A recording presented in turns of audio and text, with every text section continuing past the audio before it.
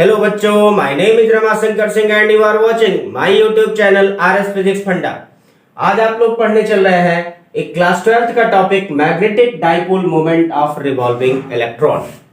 Magnetic dipole moment of revolving electron, जरा heading पर अगर गौर करेंगे, magnetic dipole moment of revolving electron।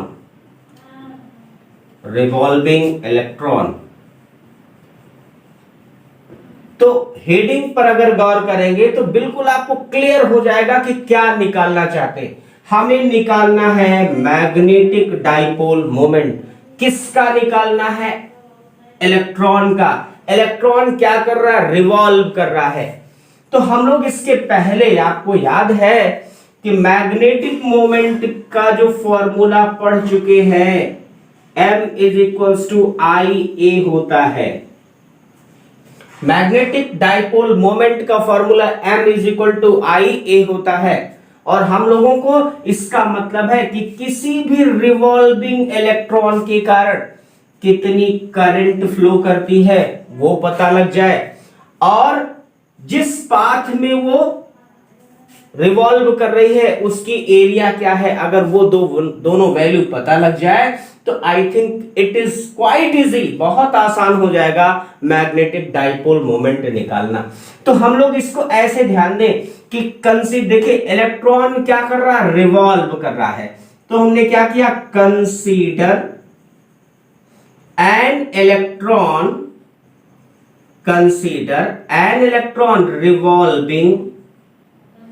revolving in a circular orbit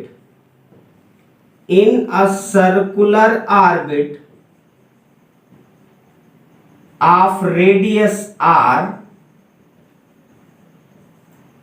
with velocity v। तो कोई भी इलेक्ट्रॉन, ऐसे मान लीजिए ये सर्कुलर ऑर्बिट है, कोई भी इलेक्ट्रॉन रिवॉल्व कर रहा है, ठीक है, ये हमारी रेडियस r हो गई, किस वेलोसिटी से रिवॉल्व कर रहा है? v वेलोसिटी से। तो कितनी करंट कंस्टिट्यूट करेगा due to continuous rotation of this electron? Electron के कंटिन्यूअस रोटेशन के कारण कितनी करंट कंस्टिट्यूट होगी? तो हमने कहा एक फॉर्मूला मुझे पता है, Q is equals to I into T. Here electron is revolving, तो electron this is E is equals to I T, और हम चाहते हैं कि करंट निकालना, तो current I is equals to E upon T हो गया। ये T क्या है? एक राउंड में कितना टाइम लग रहा है, time taken to complete one round, एक राउंड को। तो हम लोग टाइम का बहुत ही basic formula, time equal to क्या हो जाएगा? डिस्टेंस अपॉन स्पीड, ठीक है। तो डिस्टेंस क्या है? सर्कुलर पाथ पर मूव कर रहा है, तो सर्कुलर पाथ पर अगर मूव कर रहा है तो डिस्टेंस हो जाएगी सरकमफ्रेंस के बराबर, और किस स्पीड से मूव कर रहा है? v स्पीड से, ठीक है। इतनी बात क्लियर हो गई। तो अगर हम इस टाइम की वैल्यू को पुट कर दें तो I think it is quite easy, बहुत आसान हो जाएगा। क्या निकालना? Current I is equal to E upon and put the value of 2 pi r into v। तो this is the current constituted by an electron while revolving in a circular path. इतनी तो बातें क्लियर हो गई। हमें पता है ए की वैल्यू क्या होगी? एरिया क्या होगी? अरे एरिया इस पाथ की, सर्कुलर पाथ है, तो एरिया क्या होगी? पाई आर स्क्वायर। क्या होगी भाई? पाई आर स्क्वायर। अब इन सारी वैल्यूज को अगर हम रख दें, इन सारी वैल्यूज को हम क्या कर दें? रख दें, तो बहुत आसानी से हम क्या निकाल पाएंगे? Magnetic dipole moment. तो मैग्नेटिक डाइपोल मोमेंट को अगर हम दिखाएं, म्यू से भी दिखाते हैं, मैग्नेटिक डाइपोल मोमेंट म्यू, या हम लोग कह रहे हैं m इज इक्वल टू, या म्यू इज इक्वल्स टू क्या हो जाएगा भैया? Mu is equals to I into A. तो put the value of I means E V upon 2 pi r into v। A की वैल्यू क्या हो जाएगा pi R square, is it clear, and cut down, ठीक है, R R cancel हो गया, तो here mu is equal to क्या हो गया E V r upon 2।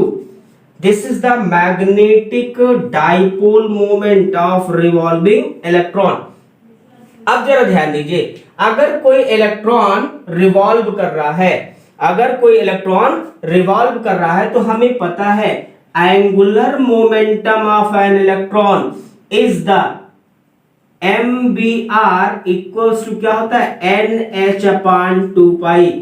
Angular momentum of an electron is the integral multiple of H upon 2 pi, ठीक है, MBR equal to NH upon 2 pi हो गया, ठीक है। जरा देखिए, अगर हम लोग यहां पर ध्यान दें, BR तो दिख रहा है, BR तो दिख रहा है, MBR अगर निकाल ले, क्या निकाल ले, MBR निकाल ले, तो हम इसको और भी देखो, तो हम इस फार्मूले को क्या करते हैं, मल्टीप्लाई करें और डिवाइड करें यम से, तो EMBR अपॉन 2m हम कर सकते हैं, यम से ऊपर नीचे हमने क्या कर दिया, मल्टीप्लाई कर दिया, ऊपर नीचे हमने यम से मल्टीप्लाई और डिवाइड कर दिया, कोई दिक्कत नहीं होनी चाहिए, ठीक है। तो अब देखिए MBR की प्लेस पर हम एंगुलर मोमेंटम यल लिख सकते हैं, तो सो क्या हो जाएगा, magnetic dipole moment can also be written as क्या हो जाएगा E/2m इंटू क्या हो जाएगा L क्या है, स्पेशली ध्यान रखना, L क्या है, एंगुलर मोमेंटम, क्या है L क्या है, एंगुलर मोमेंटम। अब जरा ध्यान दीजिए, L एंगुलर मोमेंटम हो गया। अब हम लोग यहां ध्यान दें, यहां पर देखो म्यू बाई एल कर दे अगर, तो that becomes E upon 2m, और ये देखिए E की वैल्यू कांस्टेंट, m की वैल्यू कांस्टेंट, तो आप ऐसे कह सकते हो ये दोनों वैल्यू क्या हो गई, कांस्टेंट हो गई, और इस कांस्टेंट को हम लोग कहते हैं गायरोमैग्नेटिक रेशियो। क्या कहते हैं, गायरोमैग्नेटिक रेशियो, क्या कहते हैं भैया, gyromagnetic ratio, is it clear. Mu upon L here, L को ध्यान रखना है, एल क्या है, एंगुलर मोमेंटम है, एल क्या है, एंगुलर मोमेंटम है, mu by L that is gyromagnetic ratio, और ये E अपॉन 2m है। हमें E की वैल्यू पता है, 2m की वैल्यू पता है, इससे हम इसकी वैल्यू कैलकुलेट कर सकते हैं, और ये वैल्यू अप्रोक्सीमेटली 8.8 इंटू 10⁻10 क्या होगा, इसका यूनिट क्या होगी, यहां कूलाम, और इसकी यूनिट केजी, तो कूलाम पर केजी, तो ये गायरोमैग्नेटिक रेशियो की वैल्यू होती है 8.8 इंटू 10⁻10 कूलाम पर केजी। फिर से ध्यान रखिए, हमने क्या किया, जो यहां पर वैल्यू L थी, L को इधर ले आ लिया, म्यू बाई एल हो गया, म्यू बाई एल को हमने एक स्पेशल कांस्टेंट कहा, क्या कहा, गायरोमैग्नेटिक रेशियो, और इसकी वैल्यू 8.8 इंटू 10⁻10 कूलाम पर केजी होता है। बात समझ में आ गया, ठीक है। बहुत ही आसान सा टॉपिक है, लेकिन बहुत इंपॉर्टेंट टॉपिक है। अब जरा देखिए, इसको हम और भी एक्सप्लेन कर सकते हैं। अभी जस्ट आपने कहा L बराबर क्या होता है, NH अपॉन 2 पाई, NH अपॉन 2 पाई। तो at the place of L you can write here mu can be written as in this way E/2m into L। at the place of L means angular momentum, आप क्या लिख सकते हो, E/2m into L, L means NH upon 2 pi। Is it clear? ये बात हो गई। अब जरा ध्यान दें, हम इसकी वैल्यू को पुट कर दें, ठीक है, वैल्यू को पुट कर दें, तो क्या हो जाएगा भाई, म्यू इज इक्वल्स टू क्या हो जाएगा, NEH अपॉन 4 पाई m, और इफ n बराबर 1, तो यहां म्यू जो है, म्यू को हम लोग एक और नाम दे देते हैं म्यू बी। म्यू क्या हो जाता है, म्यू बी हो जाता है, और एक क्या हो जाएगा, EH अपॉन 4 पाई m, क्या हो जाएगा, 4 पाई m। Is it clear. और इसको हम कहेंगे, इस कांस्टेंट को, इसको कहते हैं बोहर्स मैग्नेटॉन। क्या कहते हैं? Bohr's magneton. क्या कहेंगे? Bohr's magneton. ठीक है, Bohr's magneton of hydrogen atom. क्या होगा? Bohr's magneton of hydrogen atom. तो कभी कभी एक क्वेश्चन पूछा जाता है, what is the unit of magnetic dipole moment? Magnetic dipole moment की एक यूनिट को हम बोहर्स मैग्नेटॉन भी कहते हैं। तो क्वेश्चन ऐसे पूछा जाएगा कि Bohr's magneton is the unit of, Bohr's magneton is the unit of, तो मैग्नेटिक डाइपोल मोमेंट। तो ध्यान रखिएगा, जब हम लोग क्या कर देंगे, n की वैल्यू 1 कर देंगे, n की वैल्यू, बोहर्स ने जो निकाला था वो हाइड्रोजन एटम के लिए ही निकाला था, हाइड्रोजन एटम के फर्स्ट ऑर्बिट के लिए, हाइड्रोजन एटम के केवल फर्स्ट ऑर्बिट के लिए निकाला था, इसलिए कहते हैं Bohr's magneton of hydrogen atom for first orbit. क्या हो गया? Bohr's magneton of hydrogen atom for first orbit. अगर आपको कह दिया जाए बोहर्स मैग्नेटॉन को क्या करो? डिफाइन करो। बोहर्स मैग्नेटॉन को क्या करो? डिफाइन करो। तो क्या होगा? क्या? Magnetic dipole moment associated with revolving electron, magnetic dipole moment associated with revolving electron in the first orbit of hydrogen atom.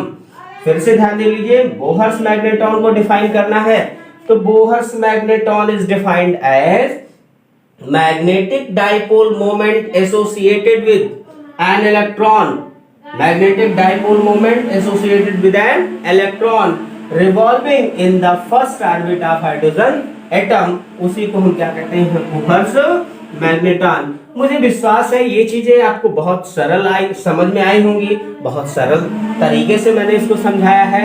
अगर आपको ये सब सारी चीजें मेरी समझ में आ रही है तो मेरे चैनल को जितना हो सके प्लीज आप क्या करें, इसको शेयर करें अपने दोस्तों के साथ, अपने मित्रों के साथ।